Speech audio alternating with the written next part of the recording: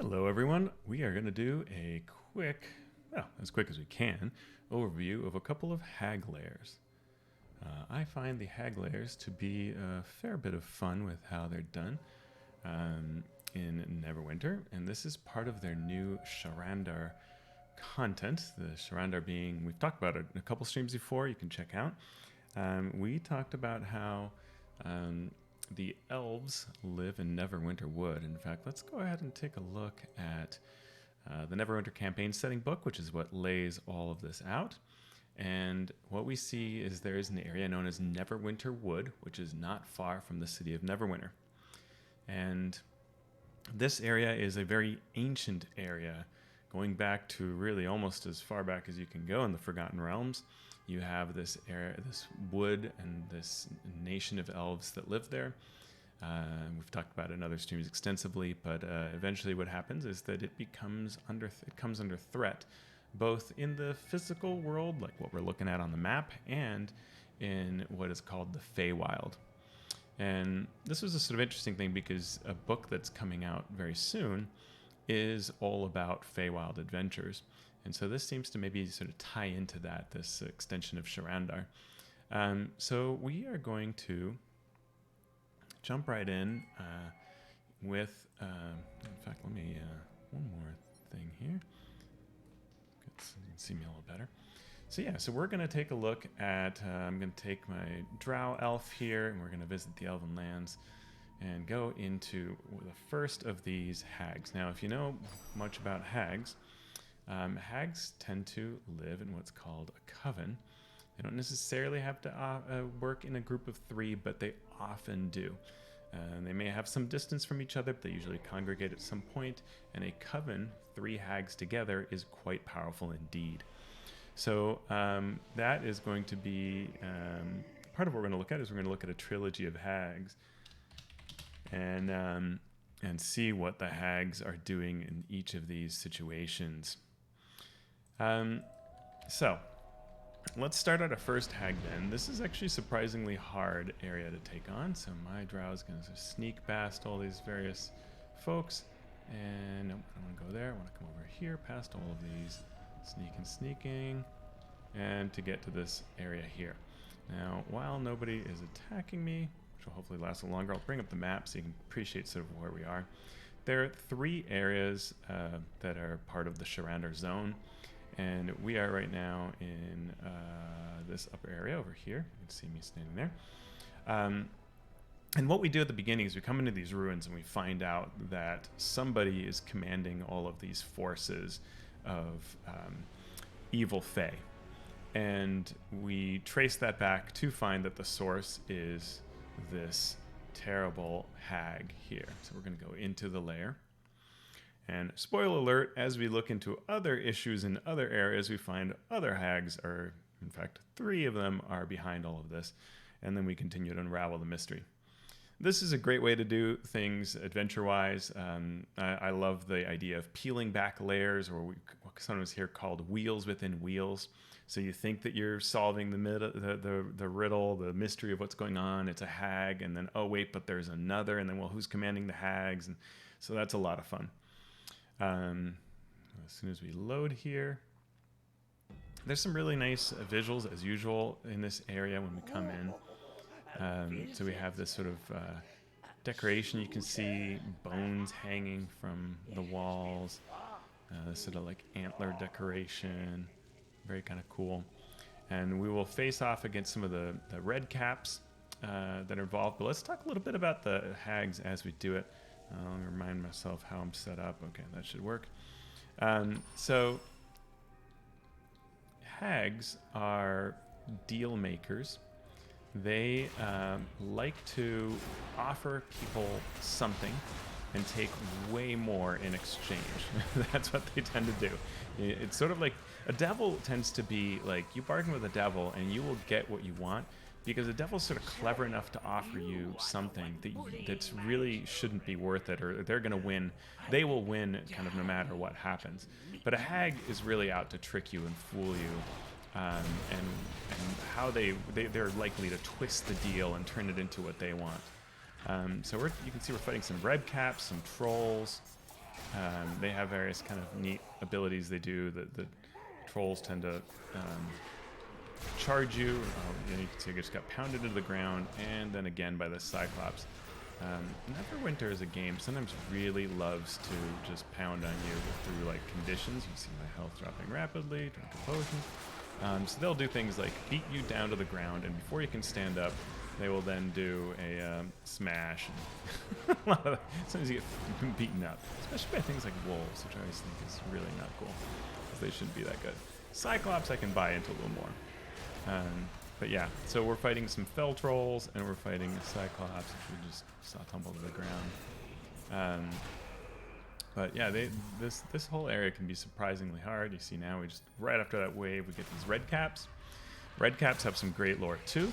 A red cap is a creature that has made a deal with a hag, and has been able to, basically is forced as a result of the deal, dip their hat in blood every day, and if they don't, then I forget if they die or their soul goes to hell, something like that. So they've made a really bad bargain, and basically are forced to kill. But I like this. The look of this place, right? The sort of growth here coming in through that hole.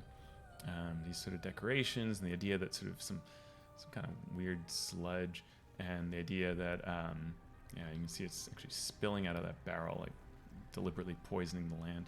And the idea that you have some trolls in the front area, I think that's a really cool concept, a very neat idea. So now we'll sort of move aside this, I guess it's some roots we're breaking up, somehow going through. And we'll see some more, sort of like a, I don't know exactly what this is, some like skinning maybe takes place here, which is pretty neat. Some warning signs and hanging pelts. Yeah, that is not up to OSHA code. And I forget, we'll see. We'll see our hag here. I think this is an Annis hag or a Burr hag. Granny Neck Snapper. A great place to find information on hags is Volo's Guide to Monsters, which gathers a lot of the old lore and puts it together for you.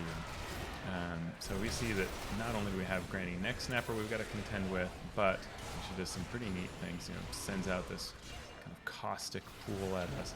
But she's got a bunch of people with her too, which makes it really rough. This fight is not an easy one for almost any character.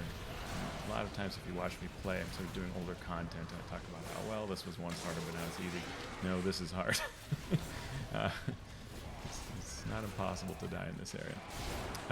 Granny Neck Snapper is pretty rough. Her name is very much in tune with the lore of hags, which again in that book, Volo's Guide to Monsters, they talk about hag names and the different types of hags and what they're trying to do. I managed to take out the troops, but Granny Neck Snapper is still here causing trouble for me.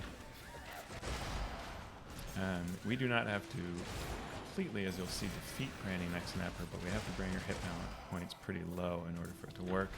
I actually have the mount, which is based on this storyline. Oh, got caught there, and oh, that looks bad. That's gonna hurt in the morning. Come on, let me use my healing potion.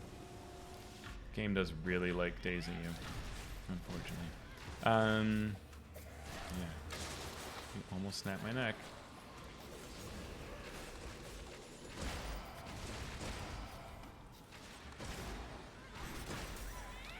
She likes teleporting around too, which is kind of fun. The Ranger, which is, I'm playing a Drow Ranger. The Ranger is a kind of interesting class. It's the only one that sort of works this way, where I have two sets of powers that I can switch between ranged and melee, which is kind of fun. They did that, which is very much in tune with how Rangers often have those two modes of operating. All right, so I've managed to best her. Defiling my very home and assaulting all. Poor Granny. Granny must attend to other matters. But my beloved child Frothos. My child Frothos will see you out, yeah? So, we think the fight's over. Nope. Frothos is no joke. So, barely get some time to heal, and Frothos is here with a whole bunch of friends. So we're gonna drop Cauldron and a Mount Power and all sorts of stuff to try to take these out. Select an area. hags. So what do I like about this? First of all, the scene is really neat. We're not going to be able to take a look at what it looks like until all this battle is done, because I will die if I stop to just admire the scenery. But we'll take a look at that in a second when we defeat Frothas. But also neat is this idea of the hag. You know, actually, if you look at the monster manual, it's not a super powerful monster. In fact, it's quite weak for its challenge rating. The strength of a hag comes in it being clever. It is supposed to get away. Like, that's how generally as a dungeon master you would play it. You will escape as a hag and plot to win another day or make a bargain to escape, something like that. All right, Frothas is down. Okay, we did it. You can see quite the fight. So yeah, hag will negotiate, will slip away, will set you into fighting its children, its allies, and that's a great way to play a hag. So this was right out of the book. So we came in through here. You can see very neat approach with these little sort of glowing kind of candles that are set out. All of this overgrowth is really neat, very wild. We've got hanging cages from which I guess prisoners have been hung. That's a neat touch to put in adventures. I did that not too long with an adventure I wrote for MCDM, using a sort of cage with a prisoner as a way of distracting people. Bubbling cauldron, check. Very good call. And I like, that this is kind of all just this big, huge area with these, look at that, like the roots growing through there. Really neat idea for a hag lair. Some enormous beast, and you have, the overgrowth going through it. Gives you an idea of the magic that is at her command. But also we can see here some really interesting things like these strange skulls on this bed. This whole kind of weird area here is really fun. So I like how this is done. Some kind of bundle of sticks and who knows what else. So yeah, so this is our first hag lair. And we will come out of here to complete the quest. I like that it sends us out a slightly different area, which is a fun concept. Yeah, so that's layer number 1. We went into the hag's lair, sort of came in over through this side and came out the other end. So now we're going to change to another character, which I've set up in another zone. We'll go with my trickster rogue. And this rogue, Chance, she is in the second zone, which you can see down here. So I'm in this area, and we were just now up top. Now we're in this bottom area. And this area is more of a sort of boggy area. I'll take a quick look around so you can kind of admire some of its features. Some neat areas. There's a heroic encounter there. We're not going to go in. But I like these sort of ruins of the elven Sharandar area. You can see some bare, the creatures are sort of tainted by fell magic, but there's some really neat overgrowth. You see some earth motes resulting from the spell plague long ago that are floating in the air. In fact, there's even, I've got another character that I can show you that'll actually do this captured scout mission, so we can see some of the drum up to it. I will take you to, Jazalea. She actually has this scout mission. So what will happen here is we're charged with finding a captured scout. So we'll free them. Thank you. Basically the same area where I just was with my other character. And then we were like, gee, I wonder what happened. Like, why, who captured you? And then we find it. Tilda Soul Stealer, and she is bad news. Quite powerful. In fact, one of the things that's kind of interesting is the way this is done. So we have some flaming skulls that she conjures, which will cast balls of fire at us. You do not want to be in the path of those balls of fire. Matilda is quite tough, and she also stuns you, which is such an interesting thing to do, to set up situations where you will automatically be stunned by this monster. In addition to various other pretty horrible powers, you can see there's this sort of globe of stunning poison that comes out. But also she will do things periodically to just stun me, and there's nothing I can do about it. But it does make the fight much harder, that's for sure.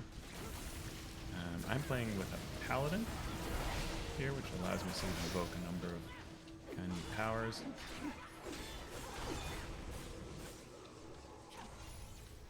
I'm also going to drop a Hag Cauldron on her, which is what I'm doing to cause damage. So there we go. We see how she starts stunning me, which is really not fun because I could use some help right now.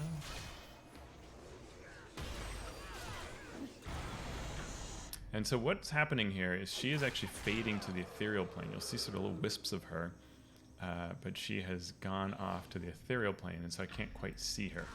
And then she comes back from the ethereal plane and attacks me, which is kind of neat. Some hags are able to do that, transport themselves to the thin kind of plane that exists between our world and others. And so she'll use that as an attack, which is kind of neat. Now, Matilda, we're going to have to defeat her here, but part of what's going on is that the idea is that we're just first finding her involvement, right? So if you remember what we did in the last time we fought that one hag off, who had been commanding all of these different red caps, now we find out, well, there's a second hag involved, and we'll go back and tell the elves in Sharandar about this involvement. What they will then tell us is that we need to gather certain ingredients, and I'm going to switch to another character. And when we search these other ingredients, we will be able to enter the ethereal plane. So basically create a potion of etherealness. So I'm switching now to my warlock, who is set up for this. And we will... Hello, Displacer Beast. I don't want to fight you right now. I'm going to go over to this location. I have to get rid of these guys first. Some corrupted elves that are here. And once that is done, then I can... what's considered to be me drinking the ethereal plane potion, and I will be transported to ethereal plane where I can again face off against Matilda. Again, this is very much hag stuff, right? Like, they get away, you chase them, they find another way to get away. So we fought them, they got away, we have to brew a potion to get to the ethereal plane, and now we'll go to this fight in the ethereal plane. Whenever it finishes loading. It's been very interesting to see that 5th edition D&D has had a ton of hags. So you can see the ethereal plane effect here visually is a lot like our world, but slightly different. It sort of loses some of its color tone, and that is in keeping with the lore of this place.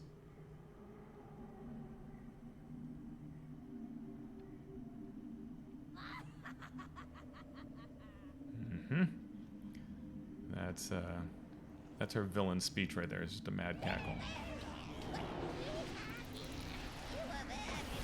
She will again conjure these flaming skulls, and I will try my best not to be in the fireballs.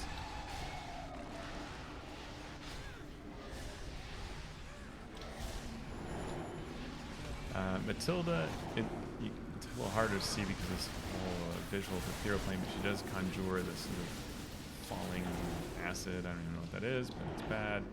Drained my action points or my ability to do special things. I'm again stunned by her. So she just sort of shows up and vanishes again. That part doesn't make a whole lot of sense because, hey, I'm already on a ethereal plane, but maybe she's going back to the prime material plane and then coming back here. I don't know. But either way, she drains a lot of my health as this happens. It's very unfair. Like a lava complaint. Logic complaint? That's what it is. And she heals back up because I have done enough damage to her. So she again escapes us, though we at least get to report back with some information on her. And then what happens is we are given some clues as to where her lair could be. Now we're going to go back to Chance and check out that lair. So let me swap out here. And you'll be able to see the lair. But it's a fun idea, lore-wise, to do that sort of chase effect with hags to show how they can get away from you and how wily they are. So I'm skipping a part where my character has gone around and checked other places where she might be, and then finally found that this is the location of the hag's lair. There are a number of interesting elements in this Hags lair, which I enjoy. One is the use of puzzles. I don't know that it super works well here, but it's a fun concept to have puzzles. What I don't like about these puzzles is that they're, well, I just think in a video game format they don't particularly work well. Also, they don't necessarily feel like something a hag would do to me. You'll see that there's sort of combination of arcane symbols, which seem to me a little lackluster. But I like the concept of having puzzles to work through. Be on your guard. The night hag has taken the tomb of King Volo as her lair. Yeah, and worth saying, Matilda is a night hag. Often when you have a coven of hags, they will be different kinds of hags. They won't necessarily be 3 hags of the same kind. So I find a little chest. I'm already looting the stuff they have there. So far, no foes. And I come over here and manipulate this Dark Fae crystal. I rotate it. And I simply click, and you see the symbols don't match. So I click again. They don't match. I click again. So while this is a puzzle, I'm really just clicking a button endlessly till they match. Oh, they matched. It's open. You know, not great, but my guess is, you know, life probably intruded, and they were trying to set this up and found like, well, it's, you know, we're spending too much time working on this and not getting anywhere. Just make it simple. She is, as most hags should be, surrounded by a lot of foes. The tainted elves are here that we talked about in that earlier Sharandar video. Let's see here, some madcap giant stools, they call them. So these are basically red caps. More elven archers who just ganged up me big time. I had to take a potion, go invisible. As foes go, these archers and other corrupted elves are pretty strong. They do a lot of damage too. Hurts quite a bit. So I like about this Hag's lair is some really interesting decor. This glowing phosphorescent lichen moss, that's really neat. And then there are also these purple sort of, I don't know, they're not geodes, but some sort of crystalline structure thing that's really neat. Kind of fun concept.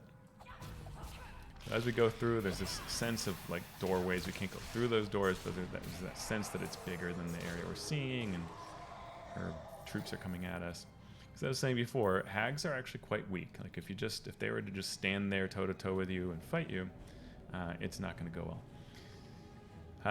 Part of the concept of what's going on in Sharandar is the idea that the hags have manipulated the souls of old elves that were previously allies. They were good people. So we have the Royal Undertaker. Speaks about the tomb of King Thirding. So this was an elven king of note, and apparently is no longer sleeping and resting as people who die should. So we have to face off against a bunch of undead that are conjured by the Royal Undertaker. And it's quite hard because they stay in there, making it really hard to approach them. Come out. Do me better.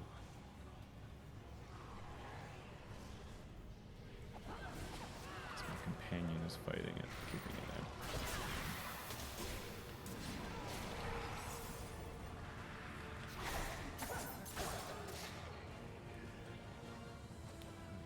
Fight. Come on out.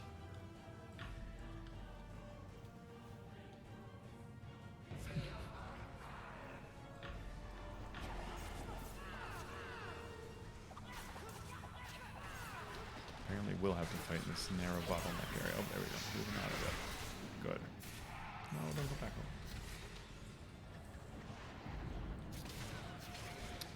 Always a fun idea to have some of the lore come through in the types of bosses. Ooh, some kind of zone is there that's not doing well. Nice idea to have the bosses be part of the story. So the idea that this is the person who was in charge of the tomb of the famous Elven King, and has themselves been corruptive. That's kind of a cool idea.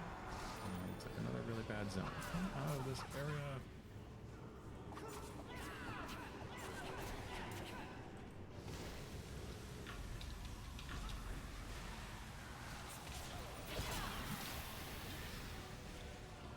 Yeah, not the best design to have the Royal Undertaker in a tiny little area that you can't always target from. It would be cool if they came out.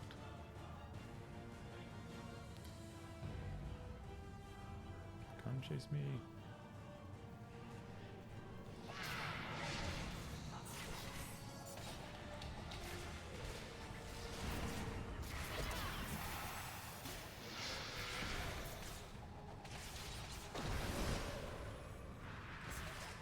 And finally. The Royal Undertaker has turned. Then I fear noble King Ferdinand is no longer at peace. Yes, that's a smart concept. Elf who magically can speak to me. So once again, we get to these little puzzle crystals. We've got to rotate them so they match. No. So yeah, I like the idea of a puzzle. I think that's really cool. This as a puzzle, very so-so. But they are random, so you never know which ones you're going to get.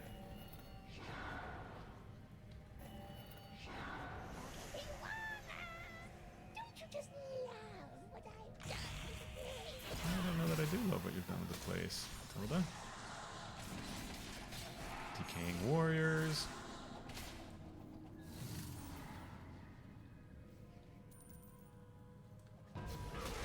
Caps.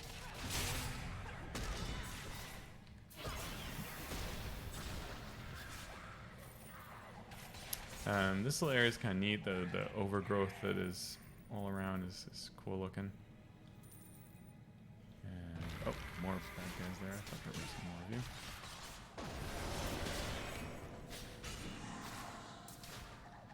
Go invisible and attack you all like the rogue that I am. The rogue gets the ability to sort of hide in a way that will usually confuse people. Oh, there are more of you. Alright. But you have a stealth bar which regenerates slowly. So you see when it turns blue, then I can go invisible and attack. That's how they handle the concept of sneak attacking. I also crit whenever I'm invisible. Alright, so we'll rotate our symbols. No. Yes. Number 2. It's an interesting concept.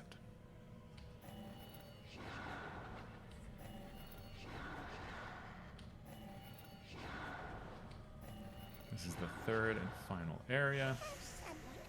So now we get to the throne room. Yeah, I guess the idea is here, the hag has, her last name is Soul Stealer. She has protected herself by placing the energy of souls into these canisters. She also has a number of specters as allies. So we go to these various canisters, and when we interact with them, all these spirits will be released. Eventually foes will come to fight me because they don't like that I'm doing that.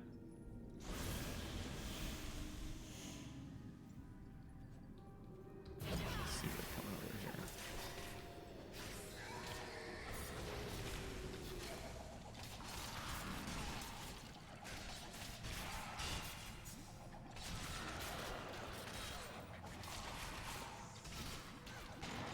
Good amount of damage, these guys. We'll take on another canister here.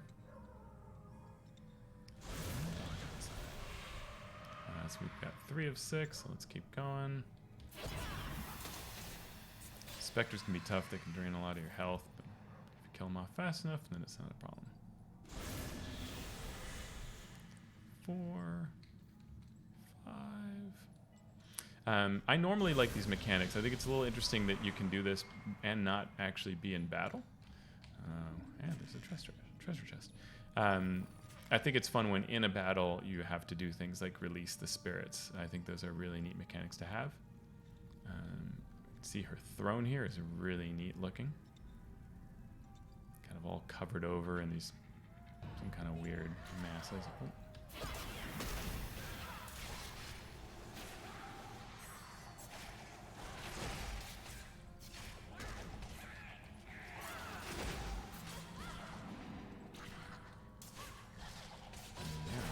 These elven archers that I am facing. Almost there. Ah.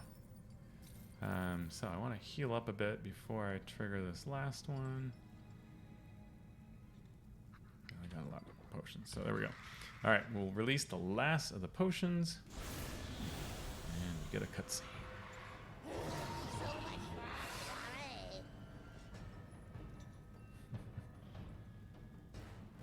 I've got someone I would like you to meet. Oh yes, yes, the illustrious King Bernwyn. So of course, the king, as we expected, is here. The undead elf looks really in terrible shape, and it's my job to defeat you. So much for the role-playing alternative. No diplomacy.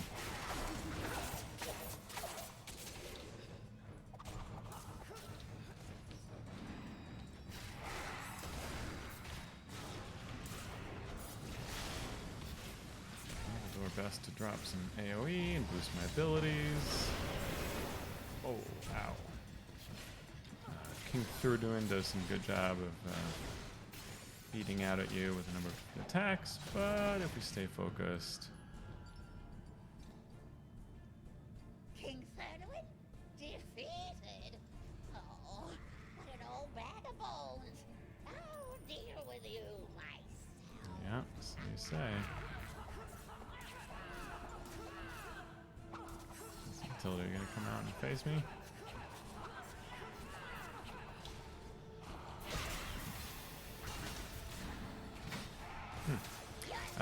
So yeah, so we're gonna try to take her down. Where'd she go? There she is. Oh, dodge the side of that. She has some pretty neat looking attacks, which we've seen in the previous battles. Whoa. And sometimes the zones don't get displayed graphically quite well, but ooh, dodge that. I can't get to you. Stop fighting next to structures. Oof, that's a lot of damage. And the potions in this game regenerate, so you can't just drink them at will. You have to take them down at certain times, and then you're able to benefit from them. They have a cooldown. Taking more damage and more damage. Let's see, can I do... Big attack, yeah. Where'd she go? Did I defeat her? No, apparently not. She healed up and showed up again. I don't know why. I remember that happening before. But we will continue on the evil Matilda. I don't remember that happening before, so that's very interesting.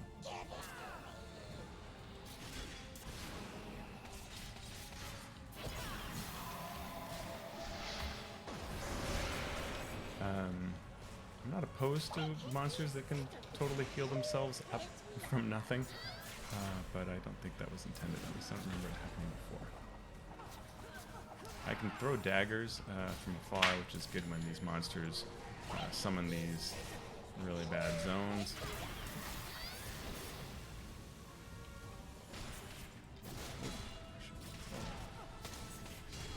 Almost there. Let's see if she doesn't heal again. I can take it down. There we go.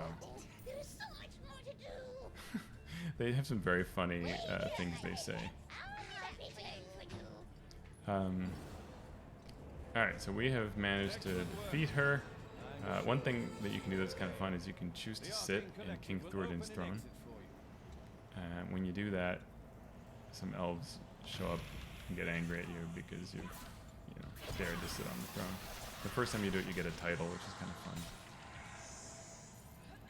Alright, so that's it. You've seen these two... Oh, got something more. Another elf. Oh, and more. More elves. Everywhere elves. Bad elves. You are not my allies. Alright, I think I've defeated all of the evil folks she brought. Yeah, so we have seen two of the hag lairs. As hag lairs go, this one's pretty sweet. You can see this sort of old elven hall. It's been covered up in all of this growth. Very cool. Shattered remains of where King Theoden was sort of held in stasis, I guess, waiting for her to release him. Her very cool glowing throne with all these weird growths and these gemstones. Very cool for a night hag, soul-stealing creature. Night hags are fae, but also have been in the past devils. I think they're back to being fae. I'm not sure. But their lore is one where they are stealing souls and giving them to the Nine Hells. So we're going to switch now to my great weapon fighter. For some reason, he likes to show up without outfits. And this is my half-orc barbarian. She is back at the main area in the central location. But we're going to go into the third zone called the Dark Faemiere. And this area is full of swamp stuff. And one of the things that happens early on when we come to these ruins, very cool looking as you can see, and a kind of neat third area of the map. There's a whole bunch of grung in this village here, and lots of shambling mounds and other plants around here, and then a bunch of undead in this zone. And one of the things that happens is when we first come in, we meet this dryad. And if you talk to her... There was something terrible in the grove, turning my sisters into the undead. Sounds good, but why do your eyes glow red? Well, there's a reason for that, which you're going to find out. So we're given this quest when we first are kind of unraveling the mystery of the third zone. We've had 2 hags. What could be behind this? I don't know. And you find some adventurers who are around here. Who at first you just talk to, and they're like barely surviving. But then you're told that maybe something is amiss. Who? What? Yes. What is it? Hello there. I don't believe we've met. Who And you're did you say asked. sent you? You're told to ask the adventurer about the Dream Fragments. Down with you. And they basically kind of lose it and are enraged by the concept of you asking about the dryad. It's not that they're in league with the dryad necessarily, but they're like, that's how angry they are that you're sort of bringing her name up, because they're so kind of fear her and think maybe you're involved working for her. This adventure is quite tough. But we shall prevail against the weary adventurer who really can put up quite a impressive fight. Don't worry, next time we come back to this map, you'll be sitting right there.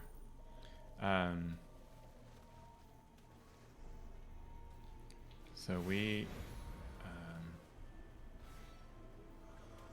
come here and say, oh, gee, that didn't go as I thought it would. That adventurer tried to attack you? Goodness! I am so glad you have returned to me safe and whole.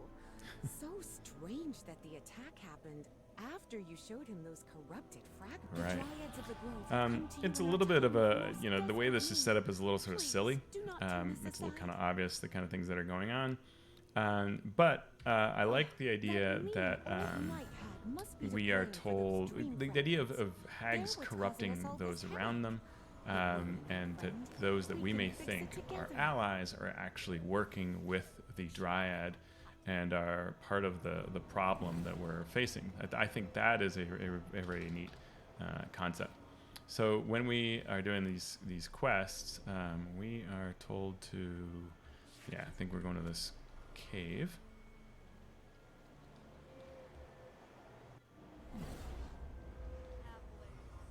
Make sure this is leading me to the right place. Is that right? No. Let's see, where's my quest? So we're gonna go to Sharandar quests, Seed of Life. There we go. So this is, again, very silly. The core idea of corruption is fun, but we're led to believe that our character is dumb enough to think that after all that, we're not actually suspicious of this dryad with the red glowing eyes. We are going to go plant some seed that she told us to plant, because that just sounds like a great idea. So we go into this area that's full of lots of corrupted plant creatures, sort of like a dryad. I'm just going to run around and try to get to this zone. Where are my plant planting it sort of here. And I'm going to just put the seed down because that's what she said to do. And oh look, corrupted seedlings are showing up. The seed of life is very not so life. So we have to fight all these plants. It's as if she were an evil creature. So yeah, it's a little, the way it's done is sort of a little silly, but I think concept-wise, again, the idea that creatures are not what they seem to be, that they are corrupted by these forces, that is a neat concept. I like that a lot. There are these plants called corpse flowers. They, of course, are very terrible. They will release noxious gases and turn you into zombies and release zombies that they've corrupted before. So that's what was going on there. And also there were all these tainted seeds. So we haven't found that did not go as we expected, because for some reason we expected that to be completely different. Come back here so that we can face off against the final hag. So gonna go meet with a Trin, who is one of the NPCs that they've been introducing us to in the last 2 adventures. I wish we were me. The seed that Lithosier gave you corrupted the mended grove instead. That sounds nothing anything. You should take those corrupted dream fragments to Flaxar for study. So we meet with a very uppity elf, because stereotypes. All of the odd tasks she asked of you. Yes. What am I needed for now? An ancient dragon in need of slaying? Someone waiting for the arcane collector. So he takes a look at this fragment that caused all this corruption, and it's in fact very dark power. Yep, that's what we thought. So she's not a dryad at all. Powerful fae being hidden beneath an illusion spell. Take this ancient scroll to dispel magic and figure out what's going on. So okay, here we go. Back to our dryad friend. We go to the Faemiere and we say, hey, how's it going? And we have a little scroll icon here, so we're going to use that. What? It's Velma, the bone grinder. And you can see she's sort of invisible because she's gone ethereal. So we go into this entrance. I guess we still have our potion of etherealness or something like that. But we're going to follow her into the ethereal plane and face off against her in the very same ruins where we are. And again, ethereal plane is sort of like a mirror plane. It's sort of just this overlay that is separate. So if you can be in the ethereal plane, you can't be touched by those things that are on the normal prime material plane. So we're going to be in the exact same place, just in the ethereal version of it. Some creatures can interact with both planes at the same time, and some magic can let you interact with both. So we can either go back to where we were, or just lets us kind of stage here until we're ready for the fight. So here, maybe they ran out of resources, or they just wanted to simplify the story. We're not going to a 3rd hag lair yet. We are just going to fight Velma, the bone grinder. Looks like a green hag, I think. Just right in this zone here. We'll let her do some of her things here, so it looks like she does these corrupting zones, sort of like the others did. Those zones that daze and stun you.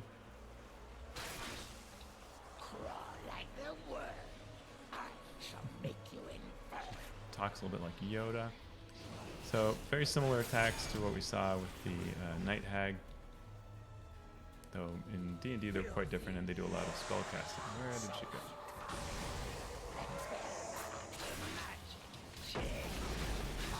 My barbarian has a rage, as you might expect, which is quite effective. I can leap about. May my beauty reflect your false heart. That's pretty good. And what was it? The wind? What was the text there? I can't see it easily. Some good lines there. See today to make you bleed intended. I like the idea of rhyming. It is surprisingly hard to make hag speeches rhyme.